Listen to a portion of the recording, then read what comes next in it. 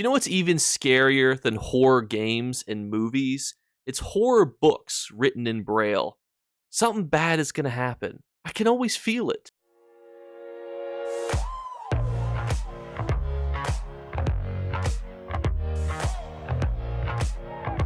What's going on, YouTube? This week in ESO might seem pretty innocuous. We don't really have an active event, and we're kind of just waiting for things to pop up, but there's quite a few active farms that start this week or are already active that I just wanted to highlight for you guys because nobody's talking about them. And also, some people don't seem to think that certain things are beginning this week, so I thought, let's just do a week guide. These are all the things that you need to know about this week in ESO. We're going to go in chronological order. We do very fast YouTube intros, so please like and subscribe. We try to shoot for a 5 to 10% like to view ratio, and let's jump into it. The very first thing to highlight is that ESO is giving you gold for doing very easy activities. 1.2k gold for killing foes with class abilities, craft alchemy items, destroy flame atros, etc., etc. Wanted to highlight these because a lot of people forget Seals of Endeavors are pretty important. Throughout the entirety of the 10-year anniversary, which has been this whole year, they've highlighted some really cool things with Seals of Endeavor, such as gold, keys, fragments, etc. So I thought, let's let people know. Don't forget to keep checking these every day, because right now you get yourself a good chunk of change just by doing some pretty easy activities. Another really cool thing and important thing to note too is that the Banker is currently on sale along with its counterparts. The Merchant, as well as the Rag Picker. These are some really cool items to get with crowns. In fact, these are some of the only items that I think that are worth getting with crowns, unless you're really into housing. But another thing, too, is that it's Domination Weekend, meaning that you get plus 25% alliance points just by playing a game of Domination. Now, Domination is one of the easier game modes because a lot of people treat it as Team Deathmatch, and as long as you go, hey, nobody's taking this flag over here, I'm just going to meander my way over there, you can get tons of medals and points. And even if your team loses, the more amount of points and medals that you receive for your team and for yourself, the better your bonuses are, even if you win or lose. So I think Domination is actually the best game mode if you just want to go and play an objective-based game mode without wanting to blow your brains up by playing Capture the Relic, because Capture the Relic teams are so inconsistent.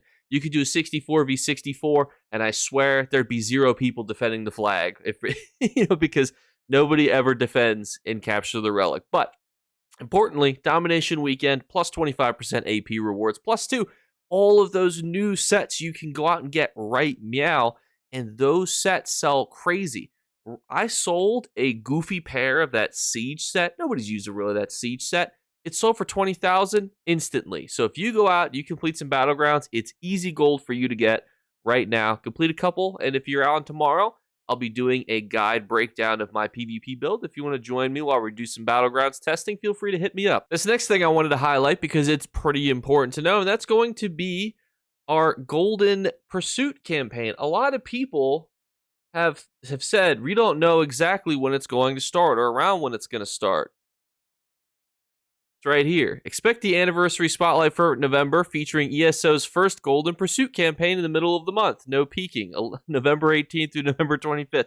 Somebody on Facebook was like, Jake, we don't know when this is going to start. And I was like, well, it's in the guide. I'm not, I know that people think that because I'm in the program now, I've got all these hidden secrets. This has been released now for like 2 weeks.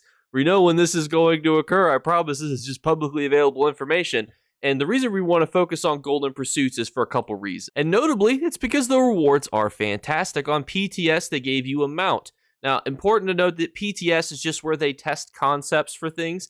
It's probably not going to be that specific mount, and we don't know if it will be a mount, but notably too, crown crates, transmutation, crystals, potentially a mount, potentially some other cool, rare, exclusive rewards that you'll only be able to unlock from the 18th through the 25th. But you'll notice here, in our example of the PTS one, is that the activities are mundane, and they're mundane for a good reason. It's like complete quests, kill humanoids, or find some materials, do a single battleground. Why that's great is if it was like complete 50 trials, people would probably cry softly because they're like, oh, don't make me do that for this cool mount. But thankfully, you don't have to worry about that. But you do have to worry in the sense that you want to know that starting the 18th, which I believe is Monday, that you're going to be able to have to log in to do these rewards, and you're only going to have about a week to do so. So just keep that in the back of your brain compartments You don't have to do it all on Monday. You'll have a full weekish to do so, but just keep that in mind as you're kind of planning out what you want to do in your day-to-day logins for ESO. Next up starts on a Wednesday, and that's the ESO Battlegrounds Brawl live stream where you can come fight your boy as well as some other individuals. To enter, it's actually relatively straightforward. Just watch ESO on Twitch. I believe you'll also be able to watch myself and get access to some exclusive rewards, such as that pet that everybody and their mom wanted because it's a Chaos Ball pet. But notably, too, if you play on these different consoles, such as PC and A, if you start kicking off, you'll be able to queue in and potentially go up against some of the people here. Stream team members, combat design people, Alienware individuals, and you'll be able to go up against Team 4, Expo, and A, right there, and get yourself some good rewards. You'll also be able to see different people, popping in and out, different developers that aren't on teams going in and out as well, which would be really fun. And all you have to do is watch ESO for 30 minutes, and you'll earn this little ball boy, and you'll be able to use him forever as your non-combat pet to follow you around during all of your activities. But notably, you'll be able to come kill me, which some of you try to do when I'm in Cyrodiil while you watch me on stream, you little cheaters. This time, at least, it will be in an objective-based game where you're expected to find me, not when I'm just randomly sitting around, little hooligans. But this should actually be a really fun ESO event, and the developers have actually talked about ways to encourage more people to do PvP events. So I am hoping that this is successful because it seems like there's definitely a shift and a pivot towards PvP content and kind of pushing more PvP streams and people out to do so, even if they're not necessarily PvP streamers or content creators. I would say that I'm decent at it. We've got a good series on how to get into PvP and whatnot, so I was obviously absolutely chuffed to do this. But there are conversations right now about how we can kind of continue to encourage people and continue to create events that are centered around PvP. So hopefully this is the first of many, and I'm excited to be involved. And then Thursday is that Legacy of the Bretons event. So Legacy of the Bretons event, we've done a full video breakdown on, so I don't want to go into the whole spiel of, guys, go and do this stuff. But the most important things to note is that the dungeons, the trial boss, double rewards, double resources in the overworld. The reason why that's important is that there are some good sets. Watch the video if you're interested in kind of a full breakdown as to what you should get. But generally, Dreadcell Reef has just absolutely fantastic sets. You don't need me to tell you that. And as well, a lot of the other sets there are pretty good as well. But notably, too, this is one of the only events kind of in the final part of the year that also includes double resources. And double resources is not nothing to sleep on.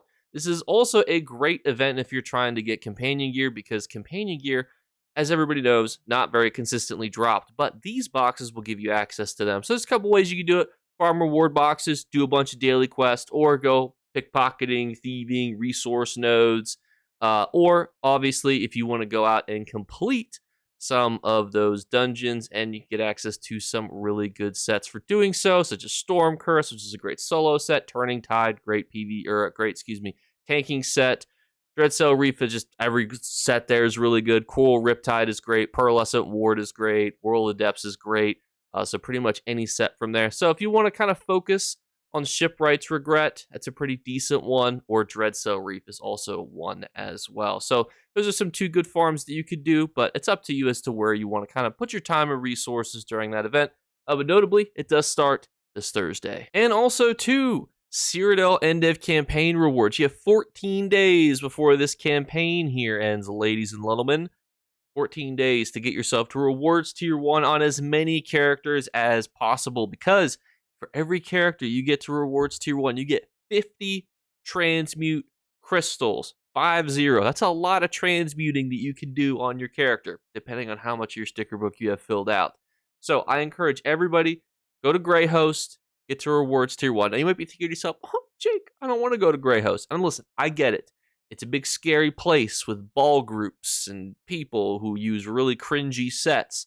But at the end of the day, it's where the most conflict is. And conflict is great because you can do a couple things. One, you can sit on a flag and you can get points for taking a keep. Or two, you can sit and shoot trebuchets and defensive things and fix walls and get tons of alliance points that way.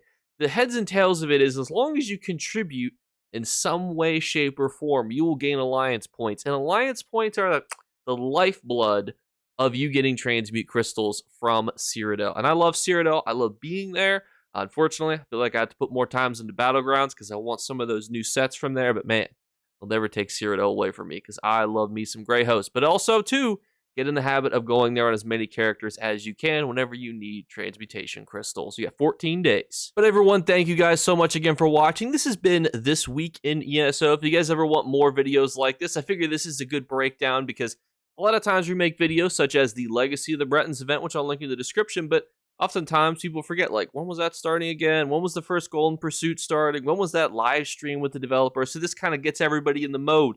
It's Saturday, or whenever you're watching this video.